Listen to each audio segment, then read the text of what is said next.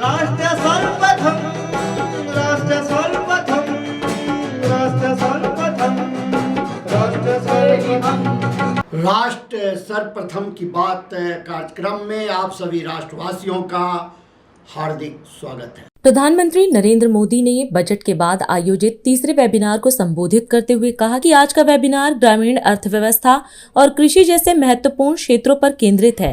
प्रधानमंत्री ने बजट निर्माण में विशेषज्ञों और हितधारकों के सुझाव के लिए आभार जताते हुए कहा कि उनकी कई सुझावों को बजट में शामिल किया गया है। प्रधानमंत्री ने कहा कि अब सबसे बड़ी जिम्मेदारी बजट प्रावधानों को प्रभावी ढंग से जमीन पर उतारने की है, ताकि बजट का हर पैसा सही उद्देश्य के लिए और अधिक से अधिक लोगों तक पहुंच सके। बजट वेबिनार सीरीज के तीसरे वेबिनार में मैं आप सभी का अभिनंदन करता हूं। आज रूरल इकोनॉमी और एग्रीकल्चर जैसे अहम सेक्टर पर चर्चा हो रही है। आप सभी ने बजट निर्माण में अपने मूल्यवान सुझावों से बहुत सहयोग दिया और आपने देखा होगा बजट में आप सबके सुझाव रिफ्लेक्ट हो रहे हैं, बहुत काम आए हैं। लेकिन अब बजट आ चुका है। अब बजट के बाद उसके फुल पोटेंशियल का लाभ देश को मिले, इस दिशा में भी आपका अनुभव, आपके सुझाव और सरल तरीके से बजट का सर्वाधिक लोगों को लाभ हो, बजट का पाई पाई पैसा जिस हेतु से दिया गया है उसको परिपूर्ण कैसे करें, जल्द से जल्द कैसे करें, आपके सुझाव ये वेबिनार के लिए बहुत अहम है। आप सभी जानते हैं कृषि, एग्रीकल्चर, विश्वकर्मा, ये सब हमारी अर्थव्यवस्था का मुख्य आधार है। एग्रीकल्चर भारत की लॉन्ग टर्म डेवलपमेंट जर्नी का स्ट्रेटेजिक पिलर भी है और इसी सोच के साथ हमारी सरकार ने कृषि सेक्टर को लगातार मजबूत किया है। करीब 10 करोड़ किसानों को 4 लाख करोड़ रुपए से अधिक की पीएम किसान सम्मान निधि मिली है। एमएसपी में हुए रिफॉर्म से अब किसानों को 1.5 गुना तक रिटर्न मिल रहा है। इंस्टीट्यूशनल क्रेडिट कवरेज 75% से अधिक हो चुका है। आज खाद्यान्न और दालों से लेकर तिलहन तक देश रिकॉर्ड उत्पादन कर रहा है। लेकिन अब जब 21वीं सदी का दूसरा क्वार्टर शुरू हो चुका है, 25 साल बीत चुके हैं, तब कृषि क्षेत्र को नई ऊर्जा से भरना भी उतना ही आवश्यक है। इस साल के बजट में इस दिशा में नए प्रयास हुए हैं। मुझे विश्वास है इस वेबिनार में आप सभी के बीच हुई चर्चा, इससे निकले सुझाव बजट प्रावधानों को जल्द से जल्द जमीन पर उतारने में मदद करेंगे। साथियों, आज दुनिया के बाजार खुल रहे हैं, ग्लोबल डिमांड बदल रही है। इस वेबिनार में अपनी खेती को एक्सपोर्ट ओरिएंटेड बनाने पर भी ज्यादा से ज्यादा चर्चा आवश्यक है। हमारे पास डाइवर्स क्लाइमेट है, हमें इसका पूरा फायदा उठाना है। एग्रो क्लाइमेटिक जोन, उस विषय में हम बहुत समृद्ध है। इस साल का बजट इन सब बातों के लिए अनगिनत नए अवसर देने वाला बजट है। मुझे विश्वास है आज जो आप मंथन करेंगे उससे निकले अमृत से ग्रामीण अर्थव्यवस्था को नई ऊर्जा मिलेगी। आप सबको इस वेबिनार के लिए मेरी बहुत बहुत शुभकामनाएं हैं और मुझे पूरा विश्वास है कि जमीन से जुड़े हुए विचार, जड़ों से जुड़े हुए विचार इस बजट को सफल बनाने के लिए, गांव-गांव तक पहुंचाने के लिए बहुत काम आएंगे।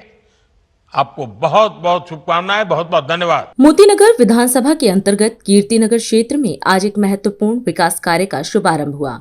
स्थानीय विधायक हरीश खुराना ने बांसुरी स्वराज ऑफिशियल सहित 6 अन्य लोगों के साथ मिलकर A53 से A77, A72 से A74 तथा A11 से A31 तक RMC रोड निर्माण का विधिवत उद्घाटन किया।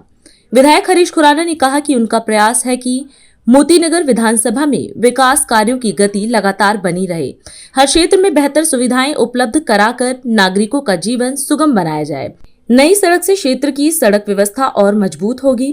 वरिष्ठ व्यापारी प्रदीप करनानी सहित स्थानीय निवासियों ने विधायक के इस प्रयास का स्वागत किया और नारियल फोड़कर इस कार्यक्रम की शुरुआत विधायक हरीश खुराना के साथ की। आप भी देखें इस कार्यक्रम की झलक। हम खड़े हैं A53 कीर्तिनगर के बैकलिंग की। आप देखिए हालत कैसी थी, आप खुद देखिए। पिछले कई सालों से यहाँ काम नहीं हुआ था।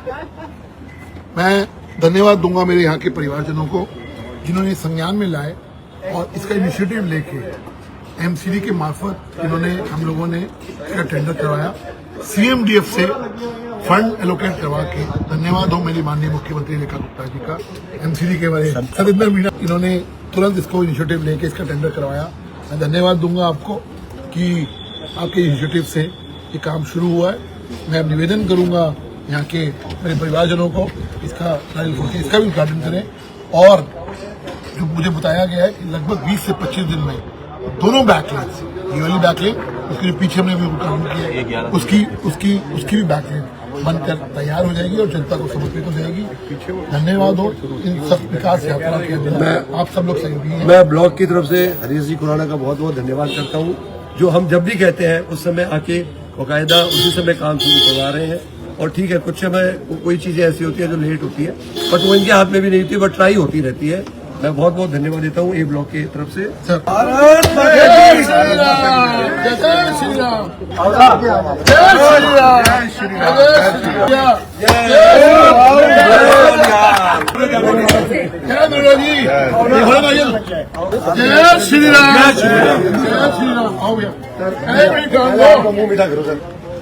नमस्कार साथियों, हम खड़े हैं A ब्लॉक कीर्तिनगर और जैसा कि हम लोगों ने प्रॉमिस किया था, आज वो दिन आ गया है कि उस प्रॉमिस को पूरा करने का। मैं धन्यवाद दूंगा माननीय मुख्यमंत्री रेखा गुप्ता जी का, जिनके फंड से, CMDF फंड से आज A ब्लॉक की कई रोड के आगे जो RMC की सड़क डलने जा रही है, A73 से A53 तक और बैकलेन का, वो आज RMC की सड़क का आज हम उद्घाटन करने जा रहे हैं। और मेरे MCD के अधिकारियों को, जिनके इनिशिएटिव से ये आज कार्य टेंडर हो गया और कार्य आज शुरू होने जा रहा है, मैं निवेदन करूंगा यहाँ के सबसे, हमारे जो बहुत पुराने यहाँ के RW के लोगों को, जय श्री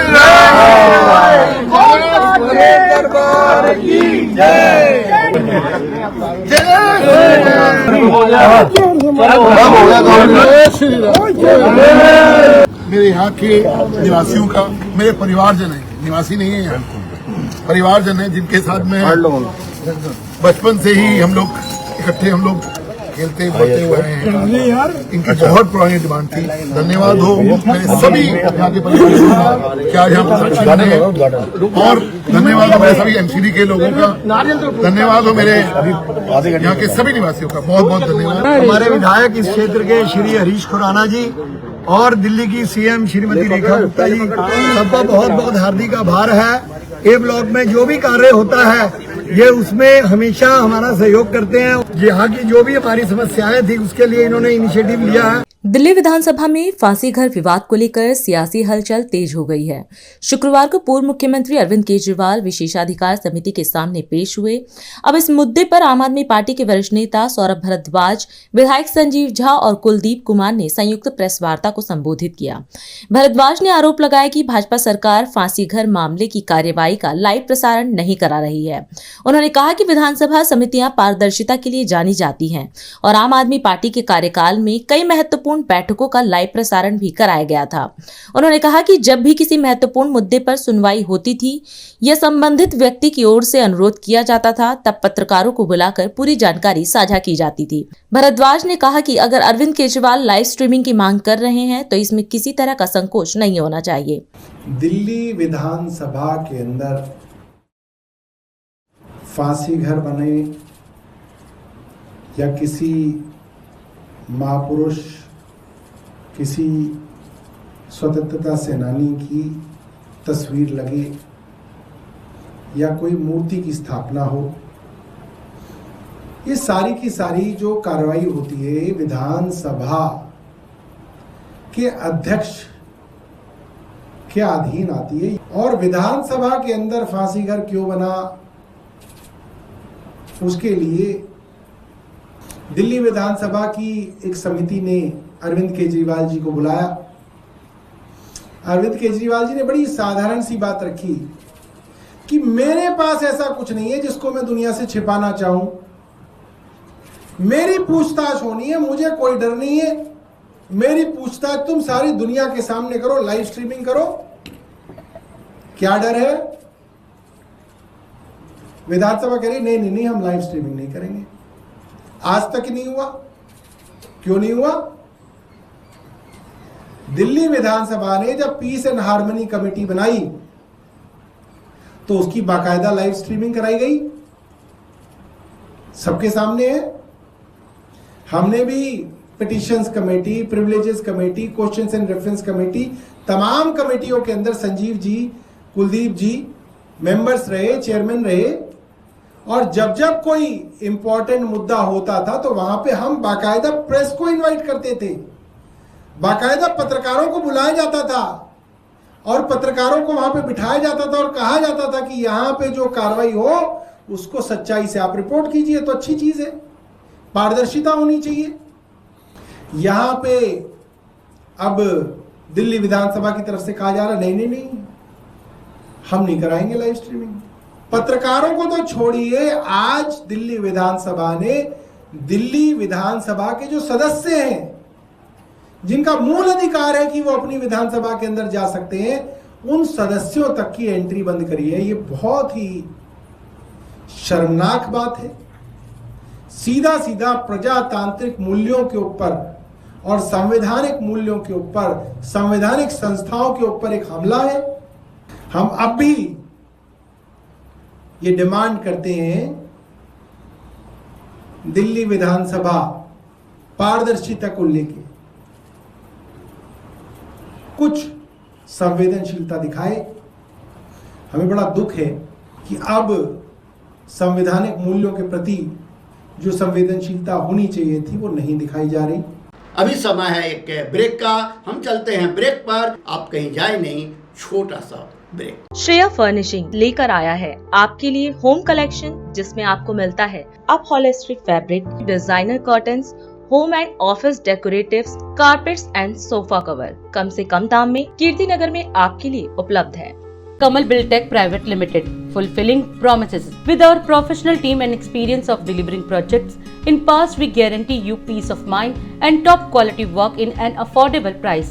और अधिक खबरों के लिए आप हमारे YouTube चैनल दैनिक इंडिया दर्पण को अभी सब्सक्राइब करें और नोटिफिकेशन के लिए बेल आइकन को प्रेस करना ना भूलें। राष्ट्र सर्वप्रथम की बात कार्यक्रम में ब्रेक के बाद एक बार फिर आप सभी राष्ट्रवासियों का स्वागत। ओडिशा के कोटक में सेंट्रल इंडस्ट्रियल सिक्योरिटी फोर्स के 57वें स्थापना दिवस का भव्य आयोजन किया गया। इस अवसर पर केंद्रीय गृह मंत्री अमित शाह भी कार्यक्रम में शामिल हुए। अपने संबोधन में अमित शाह ने सभी कर्मियों को स्थापना दिवस की बधाई देते हुए कहा कि CISF का 57वां वर्ष केवल एक संख्या नहीं बल्कि औद्योगिक सुरक्षा के क्षेत्र में शून्य से शिखर तक की कर्तव्य परायण यात्रा का प्रतीक है। उन्होंने कहा कि भारत को दुनिया की सबसे बड़ी अर्थव्यवस्था बनाने के लिए औद्योगिक विकास बेहद जरूरी है। इसके लिए सुरक्षित औद्योगिक वातावरण प्रदान करना भी उतना ही महत्वपूर्ण है। शाह ने कहा कि पिछले 56 वर्षों में सीआईएसएफ ने न केवल अपने मूल उद्देश्यों को सफलतापूर्वक पूरा किया है, बल्कि बदलती चुनौतियों के अनुसार खुद को लगातार मजबूत और आधुनिक भी बनाया है। उन्होंने बल के जवानों की वीरता, समर्पण और बलिदान की सराहना करते हुए सभी कर्मियों के प्रति आभार व्यक्त किया। उड़ीसा की इस पवित्र भूमि पर सीआईएसएफ के 57वें स्थापना दिन के मौके पर अनेक औद्योगिक स्थानों की सुरक्षा कर रहे सीआईएसएफ के मेरे प्यारे जवान भाइयों बहनों और उनके सभी परिजनों को मैं हृदय पूर्वक 57वें स्थापना दिन की बहुत बहुत शुभकामनाएं और बधाई देता हूं। आज 56 बस पारित कर सीआईएसएफ इस मकाम पर जब पहुंची है तो 57 का आंकड़ा ये सिर्फ आंकड़ा नहीं है। औद्योगिक सुरक्षा के क्षेत्र में शून्य से शिखर तक के एक कर्तव्य परायणता के प्रदर्शन करते हुए एक पुरुषार्थी यात्रा की गाथा है। यह देश की कल्पना, इस देश के अर्थतंत्र की मजबूती की कल्पना और इस देश को दुनिया का सबसे बड़ा अर्थतंत्र बनाने की संकल्पना औद्योगिक विकास के बगैर नहीं हो सकती। और औद्योगिक विकास को सुरक्षित वातावरण देने के लिए जरूरी है राष्ट्रीय स्तर पर एक इंडस्ट्रियल सिक्योरिटी फोर्स की। और मुझे बहुत आनंद है कि इस 56 सालों में सीआईएसएफ ने न केवल अपनी स्थापना के उद्देश्यों को सिद्ध किया है, इसके साथ साथ हर प्रकार की चुनौतियों से सीखते हुए समय के साथ अपने आप को बदलने का प्रयास भी किया है। उन्होंने आधुनिकता को भी अपनाया है और परंपराओं को भी जीवित रखा है। वीरता, त्याग, बलिदान, भारत के समृद्ध इतिहास की जो परंपरा है, इसके साथ एकाग्रता को भी इन्होंने जोड़कर आधुनिक हथियारों से लैस होकर हर प्रकार की चुनौतियों का सामना करने का जज्बा सीआईएसएफ ने दिखाया है। मैं आज इस मौके पर सीआईएसएफ के सभी जवानों को हृदय पूर्वक बहुत बहुत साधुवाद देना चाहता हूं। आज मैं सीआईएसएफ की परेड का भी निरीक्षण कर रहा था और परेड के सामने से खुले वाहन में गुजर भी रहा था। दोनों वक्त दृढ़ता को कम करे बगैर आपके चेहरे की मुस्कान इस बात की द्योतक है कि आप सिविलियन क्षेत्र में काम करने वाले सुरक्षा बल हैं। और मुझे बहुत आनंद है, सुरक्षा बल का एक स्वभाव होना चाहिए। जो सीमाओं की सुरक्षा कर रहे हैं उनका एक स्वभाव होना चाहिए और देश की सीमाओं के अंदर जो सिविलियन क्षेत्र में अलग अलग प्रकार की सुरक्षा का काम करते हैं उनका स्वभाव होना चाहिए। मैं हृदय पूर्वक सीआईएसएफ के इस प्रोफेशनल अप्रोच को बहुत हृदय से बधाई देना चाहता हूं। भारत के औद्योगिक विकास की संकल्पना सीआईएसएफ के बगैर हो नहीं सकती। चाहे हवाई अड्डे हो, चाहे बंदरगाह हो, चाहे हमारे वाइटल इंस्टॉलेशंस हो, चाहे बड़ी औद्योगिक इकाइयां हो, सीआईएसएफ हमेशा राष्ट्र की ढाल बनकर मजबूती से खड़ी है। और अभी इसीलिए भारत सरकार के गृह मंत्रालय ने एक निर्णय किया है कि सारी बंदरगाहों की सुरक्षा भी सीआईएसएफ को सौंपकर हम इस मामले में भी सुनिश्चित होना चाहते हैं। प्रधानमंत्री जी ने 2 महत्वपूर्ण संकल्प देश की जनता के सामने रखे हैं। 2047 तक पूर्ण विकसित राष्ट्र बनना, समाज जीवन के हर क्षेत्र में पूरे संसार में नंबर 1 पर पहुंचना और 2027 तक तीसरी सबसे बड़ी अर्थव्यवस्था बनना। और इसके लिए सीआईएसएफ एक उद्दीपक की भूमिका निभा रही है, एक कैटेलिस्ट की भूमिका निभा रही है। मैं फिर से एक बार सीआईएसएफ के 2 लाख से अधिक जवान, उनके परिवारजन और रिटायर्ड सीआईएसएफ के सभी जवान और उनके परिजनों को मनपूर्वक बहुत बहुत स्थापना दिन की बधाई देकर मेरी वाणी को विराम देता हूं। वंदे मातरम, भारत माता की जय। लखनऊ में 50 क्यूआरटी वाहनों के फ्लैग ऑफ कार्यक्रम का आयोजन किया गया। इस अवसर पर उत्तर प्रदेश के मुख्यमंत्री योगी आदित्यनाथ भी कार्यक्रम में मौजूद रहे। कार्यक्रम को संबोधित करते हुए मुख्यमंत्री ने कहा कि विकास की पहली शर्त सुरक्षा होती है। उन्होंने कहा कि उत्तर प्रदेश पुलिस ने आमजन को बेहतर सुरक्षा प्रदान कर सेफ यूपी समृद्ध यूपी की परिकल्पना को साकार करने में महत्वपूर्ण भूमिका निभाई है। मुख्यमंत्री ने कहा कि पहली बार लोकतंत्र में कानून व्यवस्था भी चुनाव का बड़ा मुद्दा बनी है और इसी के बल पर आजादी के बाद पहली बार कोई सरकार अपना कार्यकाल पूरा करने के बाद दोबारा सत्ता में लौटी है। उन्होंने आज के कार्यक्रम को पुलिस व्यवस्था को और मजबूत करने की दिशा में महत्वपूर्ण कदम बताया। साथ ही मुख्यमंत्री ने वर्ष 2017 से 2022 के बीच पुलिस विभाग में हुए विकास कार्यों का भी उल्लेख किया। मैं सबसे पहले उत्तर प्रदेश पुलिस को सेफ यूपी और समृद्ध यूपी की इस परिकल्पना को साकार करने के लिए पिछले 9 वर्ष के अंदर किए गए अभिनव प्रयासों के लिए हृदय से बधाई देता हूं।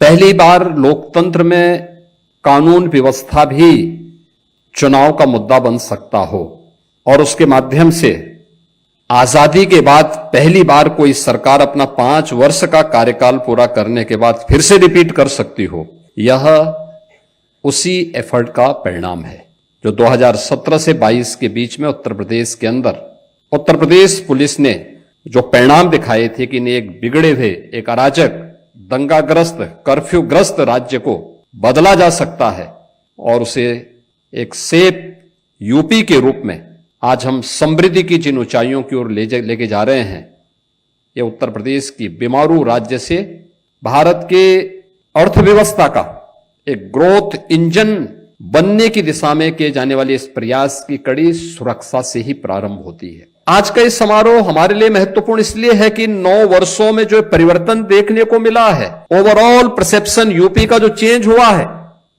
इसके लिए कुछ कदम बढ़ाए गए थे, कुछ रिफॉर्म किए गए थे। ट्रांसफॉर्मेशन बगैर रिफॉर्म की नहीं हो सकते और उस ट्रांसफॉर्मेशन के लिए जो रिफॉर्म किए गए उसका परिणाम किस रूप में हमारे सामने देखने को मिले, वह आपने इस बात को देखा होगा कि उत्तर प्रदेश पुलिस में 2017 में जो हमारे पास कुल पीआरबी के वाहन थे 9,500 थे, आज उनकी संख्या प्रदेश में 15,500 से अधिक है।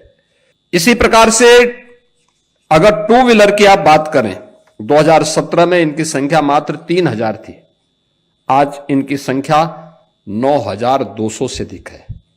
और इसीलिए मॉडल पुलिसिंग के लिए जो 3 महत्वपूर्ण स्तंभ आदरणीय प्रधानमंत्री जी बार बार कहते हैं, उसमें इंफ्रास्ट्रक्चर, टेक्नोलॉजी और मोबिलिटी, ये तीनों का अपना महत्व है। उत्तर प्रदेश पुलिस बल का जो पहले बजट था 16,000 करोड़ तक पहुंच पाता था और वह भी खर्च नहीं हो पाता था। जिला मुख्यालय नहीं, पुलिस लाइन नहीं, क्या पुलिस परिणाम देती? पुलिस के पास पुराने असले, कोई सुविधा नहीं, अवस्थापना सुविधाएं जीरो, टूटे हुए बैरक में, टूटे हुए एस्बेस्टस सीट के नीचे रहने के लिए पुलिसकर्मी दिन भर की 12 घंटे की ड्यूटी के बाद जब आते थे, सर्दी, गर्मी, बरसात में उस टूटे हुए खपड़ेल के नीचे उन्हें रहने के लिए मजबूर होना पड़ता था। और आज आप देखते होंगे उत्तर प्रदेश के 55 जिले ऐसे हैं जिनमें जो सबसे ऊंची बिल्डिंग होगी वह उत्तर प्रदेश पुलिस की बैरक की होगी, उत्तर प्रदेश पुलिस बल के कार्मिकों के बैरक की होगी। आज मॉडल थाने बन रहे हैं, मॉडल फायर स्टेशन बन रहे हैं। उत्तर प्रदेश पुलिस बल की ट्रेनिंग की क्षमता हम लोगों को 2017 में जब पुलिस भर्ती करनी थी तो उत्तर प्रदेश में केवल 3,000 ट्रेनिंग की क्षमता थी और आज आप देख सकते हैं 60,244 पुलिस कार्मिकों की हम लोगों ने भर्ती की। और सभी की ट्रेनिंग यूपी के ही ट्रेनिंग सेंटर में हो रही है। उत्तर प्रदेश के अपने द्वारा अर्जित अवस्थापना सुविधाओं में ये ट्रेनिंग की सुविधा आज उत्तर प्रदेश पुलिस बल प्राप्त किया है। हम सब जब एक दिशा में सोचते हैं तो विकास तेज होता है और अब इस विकास ही सबके विश्वास का कारण बनता है और उस विश्वास का प्रतीक इस समारोह है, जो समारोह 50 इक्वालिटी को लेकर के आज यूपी पुलिस को होंडा फाउंडेशन के द्वारा प्रदान किया जा रहा है। मैं इस अवसर पर उत्तर प्रदेश सरकार की ओर से होंडा फाउंडेशन को हृदय से धन्यवाद देता हूं और उन्हें विश्वास दिलाता हूं उत्तर प्रदेश सरकार और उत्तर प्रदेश पुलिस अपने जीरो टॉलरेंस की नीति के तहत और जीरो करप्शन की उस नीति को प्रभावी ढंग से लागू करने के लिए पूरी प्रतिबद्धता के साथ कार्य करेगी और उत्तर प्रदेश को एक सेफ स्टेट और सेफ समृद्ध स्टेट के रूप में भारत के ग्रोथ इंजन के रूप में प्रस्तुत करेगी। आप सबको इस अवसर पर मैं अपनी शुभकामनाएं देता हूं। धन्यवाद। जय हिंद। टिहरी में Tehri lake festival Himalayan O2 2026 का भव्य शुभारंभ किया गया। इस अवसर पर कार्यक्रम में उत्तराखंड के मुख्यमंत्री पुष्कर सिंह धामी भी मौजूद रहे। मुख्यमंत्री पुष्कर सिंह धामी ने कहा कि उन्हें टिहरी लेक फेस्टिवल के शुभारंभ का अवसर मिलना बेहद हर्ष का विषय है। उन्होंने बताया कि यहां आयोजित राष्ट्रीय और अंतर्राष्ट्रीय स्तर की विभिन्न जल क्रीड़ा प्रतियोगिताएं युवाओं को अपनी प्रतिभा दिखाने का मंच दे रही हैं और साथ ही उत्तराखंड को वैश्विक खेल मानचित्र पर नई पहचान दिला रही हैं। मुख्यमंत्री ने कहा कि राज्य सरकार का लक्ष्य टिहरी को वाटर स्पोर्ट्स और एडवेंचर स्पोर्ट्स का प्रमुख हब बनाना है और इसी दिशा में लगातार प्रयास किया जा रहा है। देश विदेश से आए हुए सभी खिलाड़ीगण, मैं आप सभी का देवभूमि उत्तराखंड के इस देव स्थान पर आप सबके पधारने पर मैं राज्य के मुख्य सेवक के रूप में आप सभी का स्वागत करता हूं, आप सबका अभिनंदन करता हूं। ये मेरे लिए बहुत हर्ष का विषय है कि आज मुझे Himalayan O2 the Tehri lake festival का आप सबके साथ, आप सबके समक्ष आज इसका शुभारंभ करने का शुभ अवसर प्राप्त हो रहा है। और जो आज प्रतियोगिताएं हो रही हैं वो राष्ट्रीय और अंतर्राष्ट्रीय स्तर की जो विभिन्न जल क्रीड़ा प्रतियोगिताएं हैं, ये न केवल हमारे नौजवानों को अपनी प्रतिभा दिखाने का अवसर प्रदान कर रही हैं, बल्कि उत्तराखंड को वैश्विक खेल मानचित्र पर भी एक नई पहचान दिलाने का काम भी हमारी इस प्रकार की प्रतियोगिताएं कर रही हैं, इस प्रकार के आयोजन कर रहे हैं। भाइयों बहनों, हमारा स्पष्ट लक्ष्य है, हमारी सरकार का स्पष्ट लक्ष्य है कि टिहरी को वाटर स्पोर्ट्स और एडवेंचर स्पोर्ट्स का एक महत्वपूर्ण एक स्थान बनाया जाए, एक ऐसा केंद्र बनाया जाए कि जहां देश और दुनिया के खिलाड़ी वाटर स्पोर्ट्स के लिए आए, साहसिक खेलों के लिए आए, एडवेंचर स्पोर्ट्स के लिए आए और उसी दिशा में हम इसको आगे बढ़ा रहे हैं। इसी का ये हमारा प्रयास है कि लगातार एक के बाद एक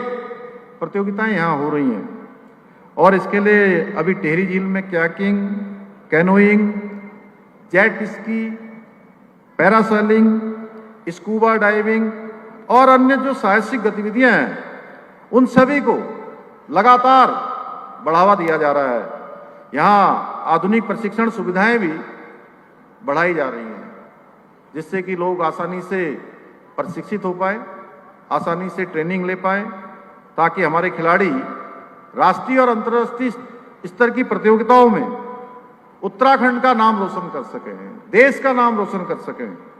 और आज टिहरी झील के आसपास विकसित हो रहा खेल और पर्यटन तंत्र हमारे स्थानीय लोगों के लिए जहां स्वरोजगार का बहुत बड़ा कारण बनेगा, आर्थिक सशक्तिकरण के नए अवसर, नए मार्ग खोलने का काम करेगा।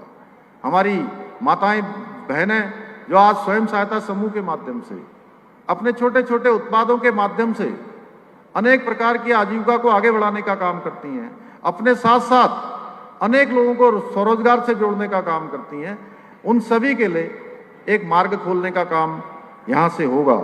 और अधिक खबरों के लिए आप हमारे YouTube चैनल दैनिक इंडिया दर्पण को अभी सब्सक्राइब करें और नोटिफिकेशन के लिए बेल आइकन को प्रेस करना ना भूलें। आज हम इस कार्यक्रम में आपसे विदा लेते हैं। आप अन्य खबरों के लिए बने रहे। राष्ट्र सर्वप्रथम, वंदे मातरम, जाग उठा है भारत। राष्ट्र सर्वप्रथम, राष्ट्र सर्वप्रथम।